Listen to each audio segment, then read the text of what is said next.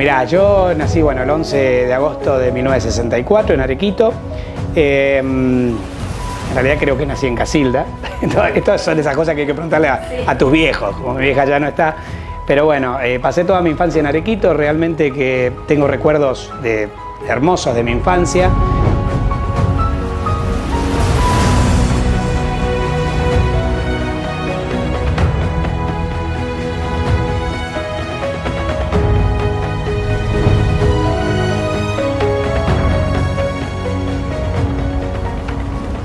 Esto surge digamos, de un hecho del pasado, más o menos de la adolescencia. A ver, yéndome más atrás, mi mamá, como costurera, hacía disfraces. Ha sido vestuarista de un par de ballets y todo esto, de folclórico. Bueno, y me acuerdo que cuando se hacían los carnavales en Arequito, una vez yo habré tenido, no sé, 4, 5 años, 6, no recuerdo la edad, ella me hace un disfraz de pollo. Todo con papel crepe, con un piquito, con una cresta, qué sé yo, con unas patitas. Y nos sacamos una foto en ese carnaval de Arequito. La foto quedó cajoneada ahí, imagínate, hace tantos años que una foto en blanco y negro era, de esas fotos antiguas. Y en una oportunidad mis viejos no sé dónde habían ido, si estaban en Casilda o estaban en Rosario, qué sé yo. Y yo en mi casa me junto con mis amigos, no me acuerdo si a comer un asado, qué sé yo. Y mis amigos encuentran esa foto. Cuando encuentran esa foto se empezaron a reír y me empezaron a cargar. Parece más pollo sin el disfraz que con el disfraz, qué sé yo. Y yo hice, digamos, lo que no se debe hacer cuando te tiran un sobrenombre, que es enojarme. Entonces yo al principio, cuando me empezaron a decir pollo, me enojaba mucho. Tenía 14 años, yo no me gustaba. Entonces empezó a correr la bola, díganle pollo que se enoja, díganle pollo que se enoja, me quedó. Hoy en día yo creo que muchos de mis alumnos no deben saber cómo me llamo. Y yo ahora soy el pollo, o sea, totalmente asimilado al sobrenombre y no tengo ningún conflicto. Pero surge a partir de una foto.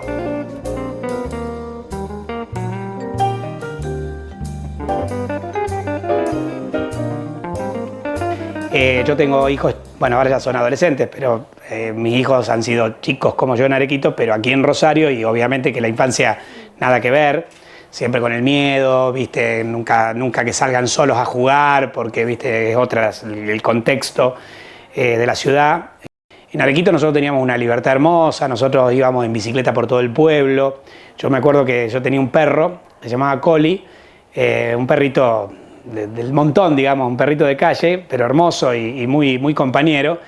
Y yo iba en bicicleta por el pueblo, iba a la casa de mis amigos y yo iba con el perro y yo dejaba la bicicleta afuera de la casa de mis amigos, me iba a jugar y el perro se quedaba ahí al lado cuidando la bicicleta. Y yo ni decía, obviamente, dónde me iba ni nada. Y entonces cuando mi mamá me quería buscar para algo, porque mi papá, veían dónde estaba la bicicleta y el perro.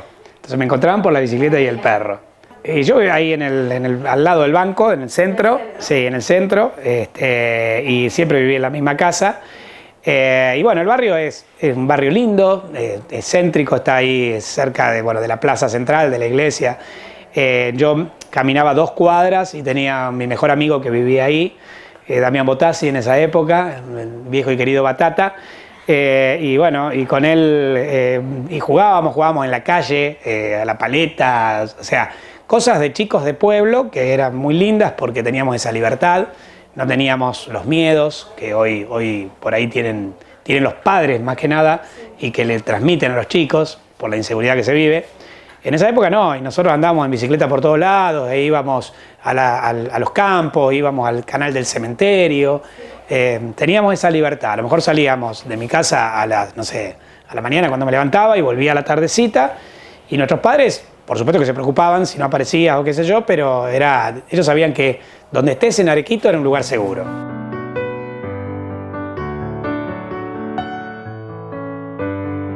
Bueno, en mi casa éramos mi papá, mi mamá, mi hermana, mi abuela Agustina y yo. Eso es lo que yo recuerdo porque mi abuelo, el esposo de Agustina, falleció, yo era muy chiquito. Entonces yo lo que recuerdo de mi infancia es ese núcleo familiar. Mi papá, mi mamá, mi abuela y mi hermana Patricia. Bueno, eran, digamos, mi familia siempre fue una familia muy armónica y muy tranquila, nunca... de esas familias que nunca vas a escuchar una discusión acalorada, o sea, por ahí sí una discusión de fútbol o de política o de así, pero no discusiones, y nunca esas discusiones que se hacen personales, que una persona agrede a la otra y nada. Siempre fuimos muy tranquilos, y entonces yo recuerdo esas, qué sé yo, los almuerzos, las cenas en familia, siempre charlando distintos temas y siempre pasándola bien. Siempre comiendo comida casera, por ejemplo, de mi abuela Agustina, que amasaba tallarines caseros, los mejores que he probado en mi vida, o los mates que nos hacía, a lo mejor yo estaba con mis amigos y mi abuela siempre estaba ahí entre nosotros, cebándonos mate. Pero yo recuerdo eso, recuerdo, por ejemplo, salir a jugar en invierno con mis amigos y llegar a mi casa y todavía por ahí, viste que el aroma, viste que los aromas te estimulan. Nosotros lo damos acá en medicina, hablamos de algo que es el sistema límbico, donde están las emociones y que tiene una relación con la vía del olfato. Entonces a veces determinados olfatos, determinados aromas te despiertan una emoción a través de un recuerdo placentero o no. En este caso yo por ahí el recuerdo de la sopa de mi abuela, que yo venía en invierno, hacía mucho frío y siempre había una sopita casera que estaba haciendo mi abuela y que era un poco para el cuerpo y para el alma, era algo... Un mimo. Un mimo, exactamente. Entonces tengo esos recuerdos. Mi vieja cosía, entonces a la noche se juntaba con algunas amigas a coser y a charlar, y entonces estábamos todos ahí, yo jugaba, y a lo mejor mi mamá estaba con las amigas trabajando, pero a la vez compartiendo un momento con ellas, y yo también estaba con ellas ahí. O sea, tengo recuerdos de la infancia en Arequito que han sido maravillosos.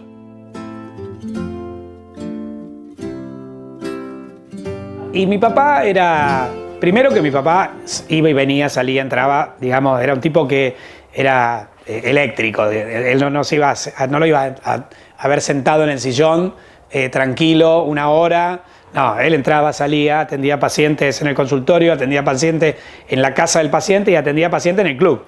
Que se iba a jugar a las cartas al Club Belgrano y por ahí venían pacientes a que le haga una receta o que lo atienda y qué sé yo.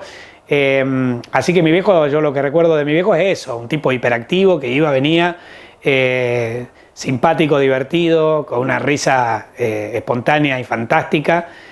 No recuerdo grandes conversaciones profundas con él, porque él se fue cuando yo era, digamos, recién abandonaba la adolescencia y recién me estaba formando en la vida adulta, estaba en tercer año de la facultad.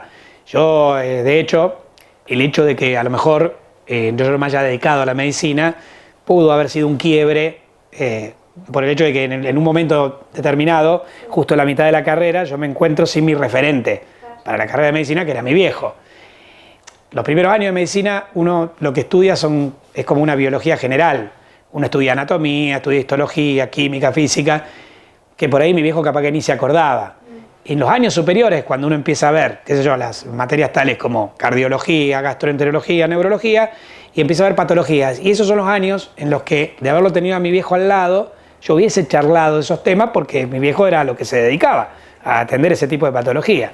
Entonces, en el momento que se muere mi viejo, a mí me genera como una especie de crisis, digamos, de identidad y sobre todo con la carrera, en el sentido de que, bueno, ¿ahora qué hago? ¿Con quién voy a hablar, digamos, estos temas, el problema que yo tenga en la facultad? No tenía con quién hablarlo.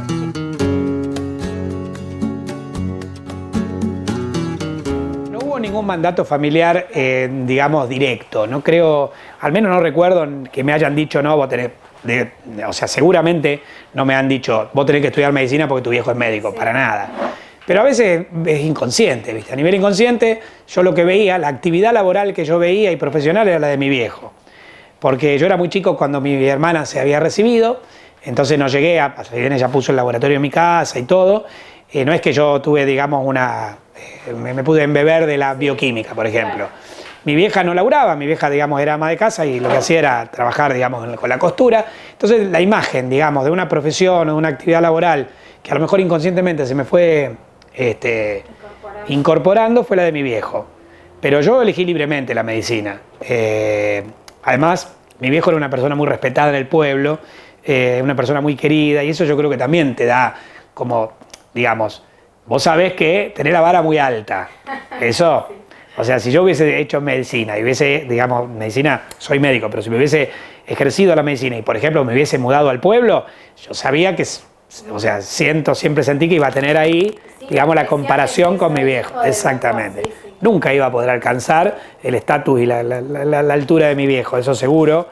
Después de años de profesión, ahora y retrospectivamente, luego, como te dije, de terminar la carrera solo, sin la figura de mi viejo, pude entender algunas de las cosas que mi viejo hacía, el detectar algunas patologías hasta por los olores del paciente, cosas por el estilo, que a mí siempre me habían sorprendido y que después, cuando tuve más conocimiento del tema, me di cuenta de que realmente esos médicos de antes, esos médicos que eran médicos de familia, que conocían a todo el núcleo familiar, tenían una capacidad de, digamos, un criterio clínico y una capacidad para el diagnóstico basado en la practicidad, en su experiencia, que hoy es difícil de obtener. Hoy, digamos, es como una vorágine, vos te metés, digamos, terminás la facultad, te metés en una residencia, la mayoría se superespecializa en algo y estas, digamos, estas ramas de la medicina ancestrales, del médico de familia, del médico que está en el pueblo, es como que se han ido perdiendo. No digo que no existan, pero en esa época era como más común. Entonces, lo que mi viejo hacía era una cosa espectacular.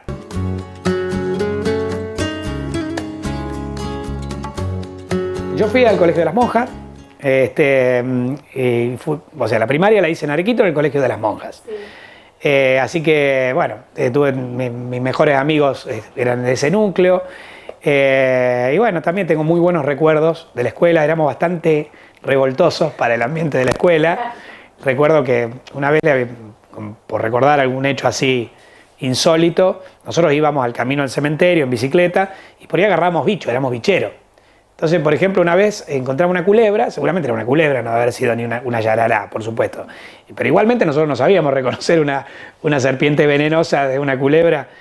Y recuerdo que agarramos la culebra y la llevamos, yo iba uno manejando la bicicleta, no me acuerdo con qué compañero fui, y yo tenía la culebra agarrada del cuello y de la cola, que se movía toda en la bicicleta, y llegamos al pueblo, y ¿cuál era mi intención? Llevarla a la escuela, para ver si en la escuela la podían tener ahí en algún lugar, para que los chicos la vieran. Cuando las monjas me vieron aparecer con la culebra, se armó un revuelo bárbaro, qué sé yo, llamaron a la policía que estaba ahí en la Ochava para que vengan a matar la víbora. Bueno, pero éramos así, de generar algún que otro conflicto en la escuela. La secundaria la hice en el Liceo de Santa Fe. El liceo que el primer año lo hice en Santa Fe y al segundo año el museo se muda a Recreo, que estaba ahí nomás de Santa Fe.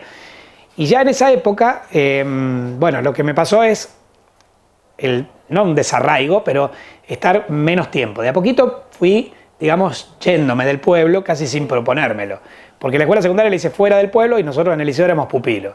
Entonces yo me iba de Arequito los domingos a las 11 de la noche, que pasa que el colectivo salía de la plaza, con otros compañeros que iban al liceo conmigo, y nos íbamos a Santa Fe.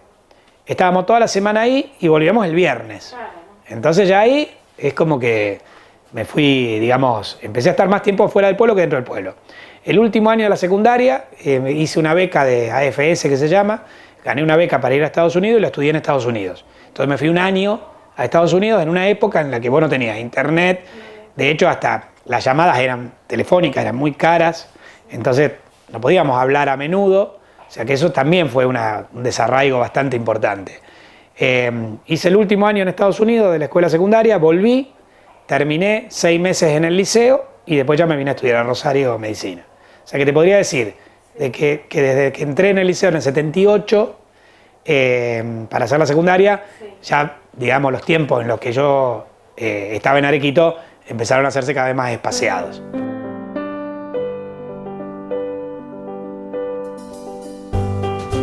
Estudio, claro, exactamente. Empecé acá en el año 84, medicina, y bueno, digamos, estudié toda la carrera acá.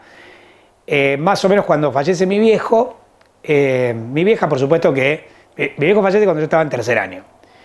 Y mi vieja, obviamente que me iba a mantener. Ella iba a hacer el sacrificio que hubiese que hacer para mantenerme acá en Rosario y me lo expresó. Pero yo ya tenía 20 y tantos, sentía como que no quería que mi vieja me mantenga, básicamente. Claro. Quería laburar. Entonces probé con alguna que otra changa, de tomar la presión a domicilio, de limpiar una escuelita con un amigo con el que trabajábamos acá, con el que estudiábamos, Paladini, Abel Paladini, limpiábamos una escuelita, o sea, cosas changas, para comprarme los libros, para eso. Y yo, digamos, cuando estaba en primero, segundo, tercer año de medicina, mis compañeros me decían que era como que yo tenía un don de la enseñanza, porque a mí lo que me gustaba era, por ejemplo, yo estudiaba las materias y 1 o 2 días antes de rendir me juntaba con 2 o 3 amigos y yo les hablaba del parcial o del final. A mí me servía para repasar los conceptos y a ellos les servía para entender los conceptos, fijarlos y ir a rendir. Empecé con 3 pibes y al último, yo que vivía en un monoambiente, antes de rendir anatomía o química, que yo, el departamento había 15 pibes, instalados 2 días, escuchándome como un docente. Por supuesto, todo ad honorem, eran amigos y compañeros míos. Entonces, cuando ellos vieron que yo empecé a buscar un laburo acá, laburo allá, con un compañero misionero hasta nos habíamos anotado en el servicio de recolección de basura de la municipalidad, y arrugamos porque el tipo nos dijo, ustedes están en estado físico porque miren que tienen que correr, agarrar cosas, es bastante intenso. Nosotros éramos jóvenes, pero el estado físico te lo debo. Bueno, pero cuando vieron que yo andaba con todo eso, que andaba buscando, me dijeron, ¿por qué no te pones a preparar alumnos? Si a vos te gusta dar clases. Me decían mis compañeros. Y bueno, en el momento digo, pero preparar alumnos, ¿te parece? ¿Qué sé yo? Y arranqué preparando, me acuerdo que preparé 3 alumnos en el departamento ese, en el monoambiente, y ponerle que empecé en septiembre, en el año 87, 88. Y para diciembre, en 3, 4 meses, solo por el boca a boca de los alumnos, ya tenía 60 pibes. Y ya empecé a tener lío con el consorcio. Porque imagínate, tantos pibes ahí que entraban y salían del edificio. Y bueno, y ahí en el año 93 conozco a Guido, que es mi compañero acá en el instituto, y él, es decir, yo lo conocía de antes, pero no lo conocía personalmente, por referencias de alumnos, porque él preparaba otras materias distintas de las mías. Entonces yo le mandaba alumnos míos para que se preparen en la materia que él preparaba, y él me mandaba alumnos para que se preparen en mi materia. Y bueno, y un día él pasó y vio unos carteles de se alquila enfrente de la facultad y me dijo, me llamó, mirá, ¿no querés alquilar? Yo no lo conocía. Nos juntamos en un bar, así, con un tipo desconocido, y decidimos ser socios. Y hace 30 años que estamos acá. Y bueno, y alquilamos acá y pusimos el instituto en el año 93, que bueno, el año que viene se van a cumplir 30 años, en un salón arriba. Y esto era un bar, el Bar Tejedor. Y en el año 98, que una de las mujeres que atendía el bar fallece, le ofrecemos alquilar el bar Tejedor y ahí nos extendimos para acá abajo. O sea que el Instituto Tejedor está del año, o sea, como Instituto Tejedor del año 98, cuando cierra el bar Tejedor. Sí. Pero el instituto acá frente de la facultad desde el año 93.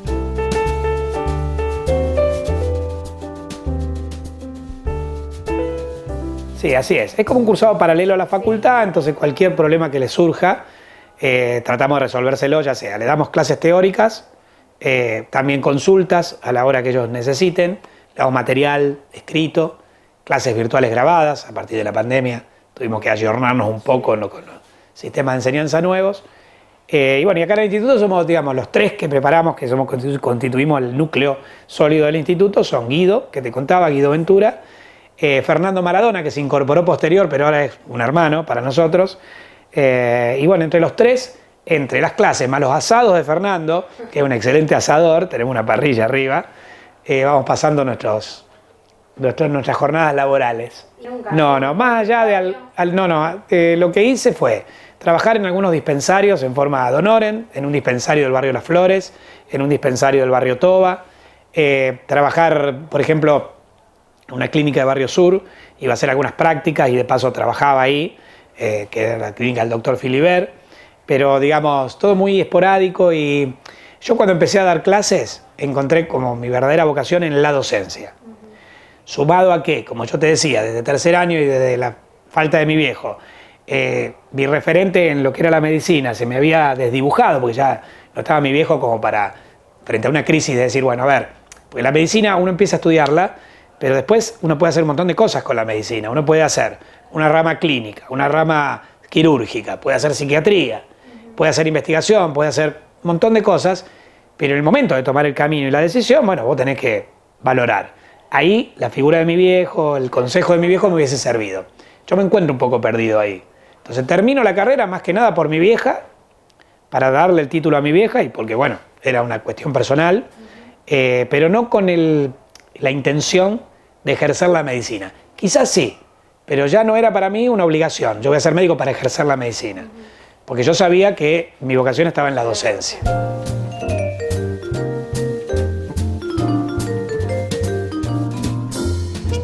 Bueno, también tiene un vínculo con mi viejo.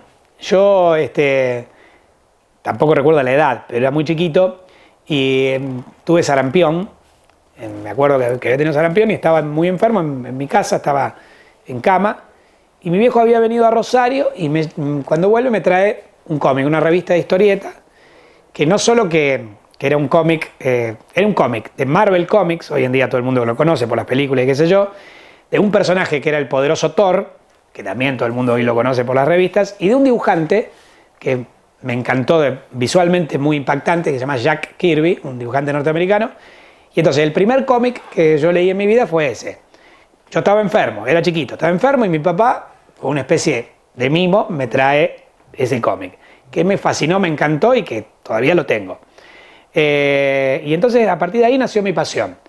Nunca la abandoné, me gustan cómics de Marvel y de DC, y me gustan los cómics europeos, y me gustan todo tipo de revistas, por supuesto la historieta argentina, pero nunca perdí, digamos, esa afinidad que tengo por los cómics de Marvel, por el personaje de Thor en particular y por el dibujante Jack Kirby, del cual directamente soy fanático.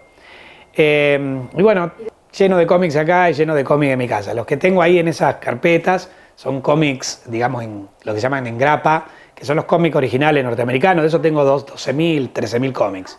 Los tengo todos encarpetados. Colecciones completas de algunos títulos. Y después lo que tengo muchos son cómics de, digamos, en español, que son como reediciones de varios de esos que tienen formato de libro. Y últimamente estoy comprando eso, más que los cómics americanos, pues son más difíciles de conseguir. El cómic es una pasión para mí.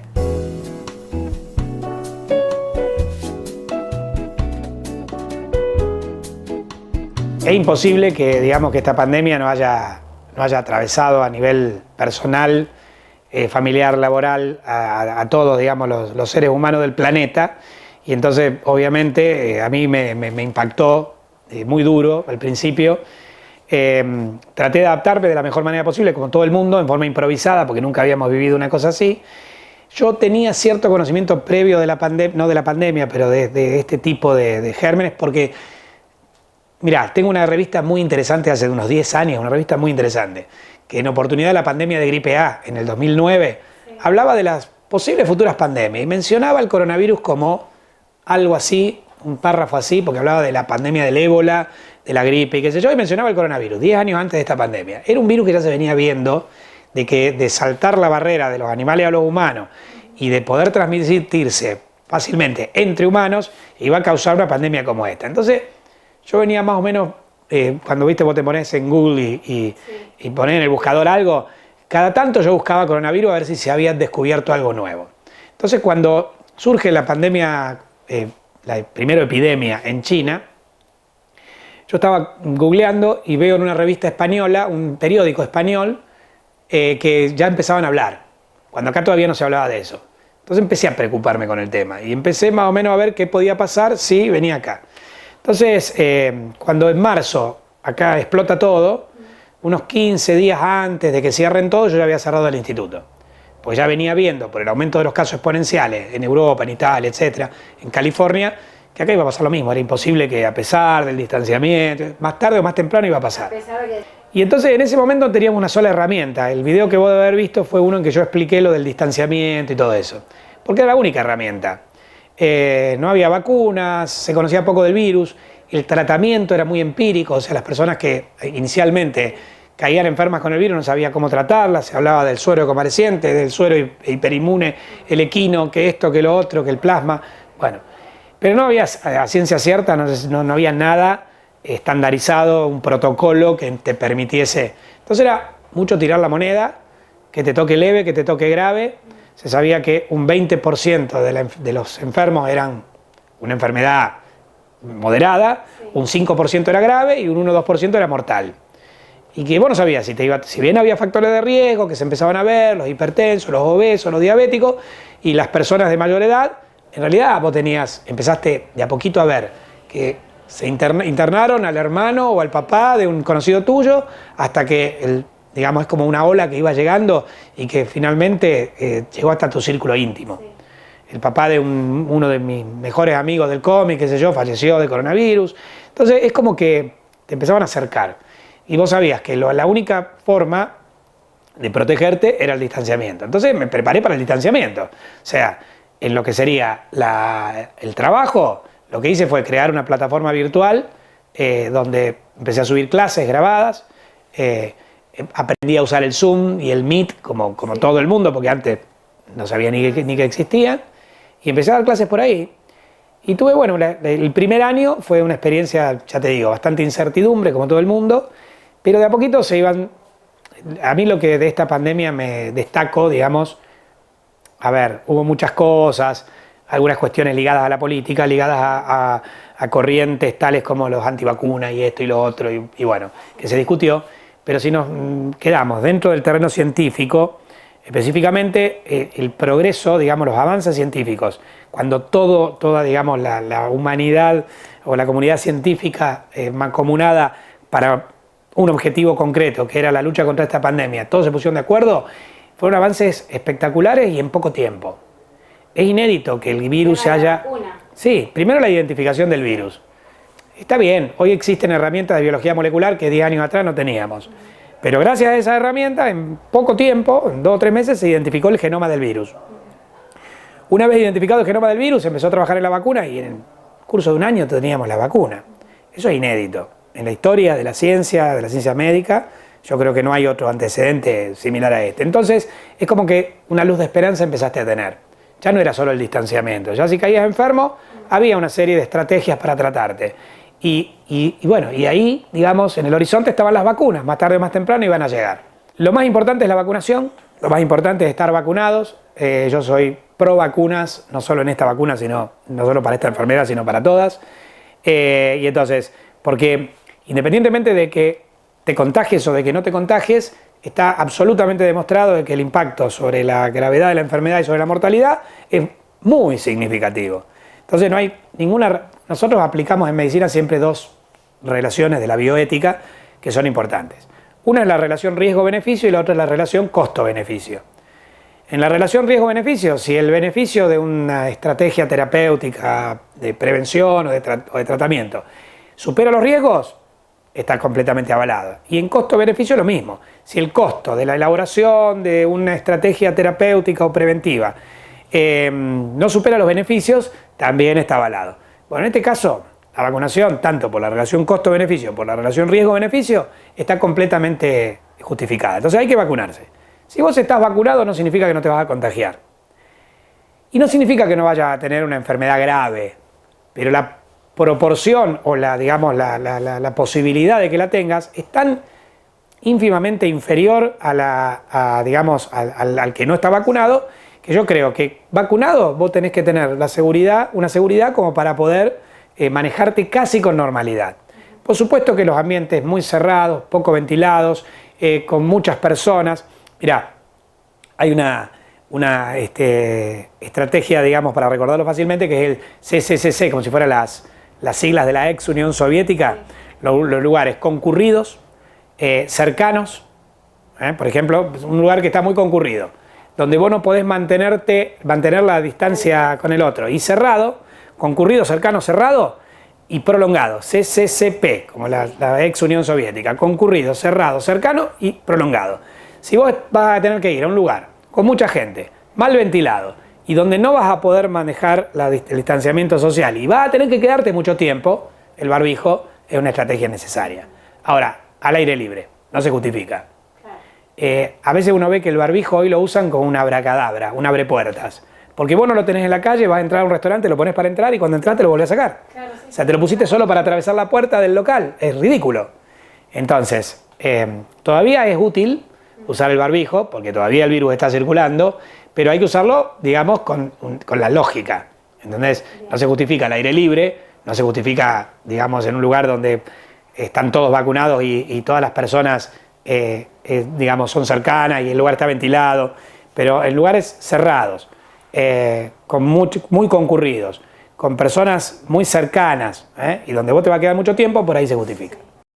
La pandemia durante la pandemia me faltó eso. Me faltó el tema de estar en contacto con alumnos en forma presencial y dar la clase como a mí me gusta darla. Mirarle a los pibes la cara, entender a través de sus expresiones si me entienden o no me entienden, para hacer un giro, digamos, en la explicación y encararla por otro lado. Así, dinámica. No hay 2 clases que sean iguales, porque por ahí vos estás explicando un tema y a través de la pregunta de un alumno vas para tal lado, a través de la pregunta de otro alumno vas para otro lado. Con lo cual, yo creo que la presencialidad, el haberme adaptado a la virtualidad y decir nunca más voy a dar clases presenciales, eso me había impactado profundamente. El hecho de que ahora podamos retornar a la presencialidad es para mí, digamos, otro de los factores, otra de esas luces que se ven al final del túnel, que nos demuestra que, digamos, es posible, digamos, con optimismo, pensar en una vuelta a la normalidad y a la vida que teníamos anteriormente a la pandemia, con, digamos, enseñanzas que nos han quedado, con cosas que sabemos, digamos, que no tenemos que cuidar. Hemos revalorizado el papel de los médicos y de la atención primaria de la salud, de las vacunas como método de prevención, un montón de cosas que antes a lo mejor no lo hablábamos o lo dábamos por sentado o directamente no nos importaban. Hoy sabemos de la importancia que tienen porque es lo que ha permitido que nosotros volvamos a esta normalidad, digamos, que recuperemos aspectos de nuestra vida prepandemia. Bueno, y en mi caso, el aspecto que yo he podido recuperar y que es mi pasión es esto que vos decías de la docencia. La clase presencial, estar acá con mis alumnos y poder explicarles y mirar mientras los miro cara a cara. Sí, fue un video que yo hice casero, empezó la pandemia, hicimos un video acá y la intención era explicarle a mis alumnos y a las familias de mis alumnos, nada más que eso, de acuerdo a lo que yo había visto en ese momento de la pandemia, qué era lo que se venía, qué podíamos hacer para estar un poquito más tranquilos, llevarle un poco de tranquilidad. Y a la vez también hacer una especie de promoción de la salud con algunos tips de qué hacer y qué no hacer. Pero una cosa limitada a mis alumnos. No sé cómo, ni quién, ni por qué, lo colgó a una de las plataformas de Canal 3, creo. Claro, Rosario 3. A Rosario 3, y ahí se empezó a viralizar. Y entonces me llamaron de Rosario 3 para hacerme una entrevista virtual en ese momento, a raíz de ese video, y bueno, y hablé un poquito. Pero sí, el video se terminó viralizando con miles de vistas, pero porque fue accidental, nunca fue intencional.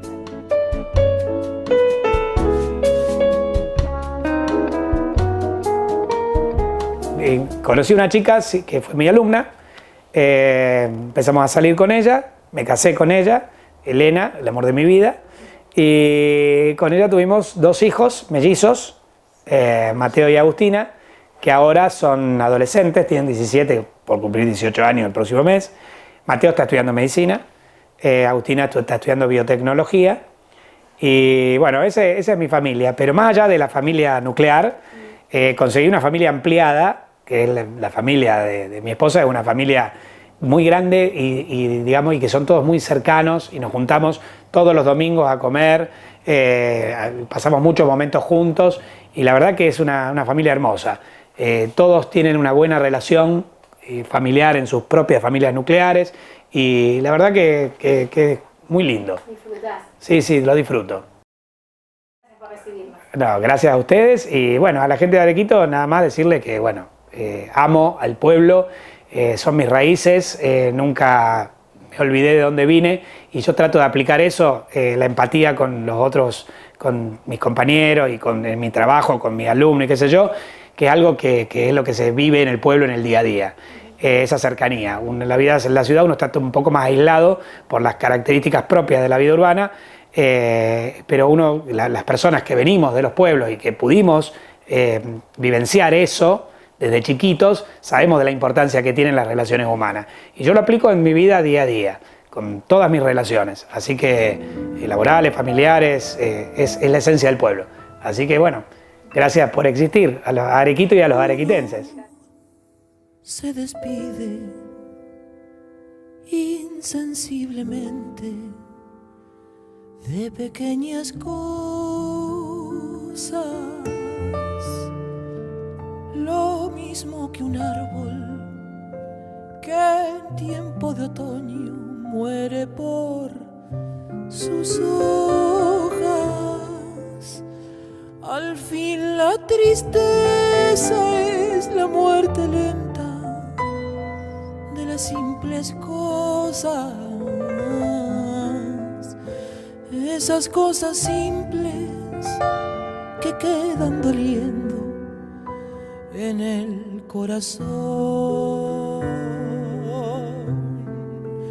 Uno vuelve siempre a a los viejos sitios donde amó la vida, y entonces comprende cómo están de ausentes las cosas queridas.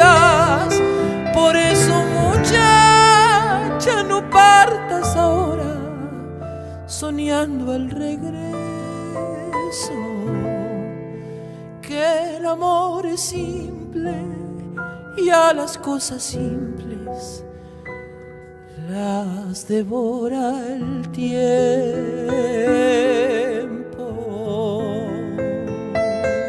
Y demora que aquí, con la luz mayor de este mediodía, donde encontrarás con el pan, el sol, la mesa tendida. Por eso, muchacha, no partas ahora soñando el regreso,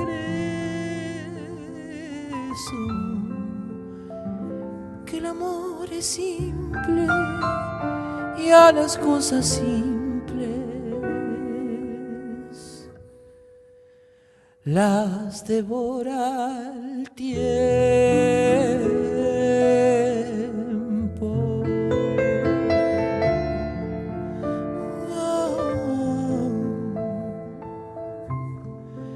Por eso, muchacho, no partas ahora soñando el regreso, que el amor es simple y a las cosas simples las devora el tiempo.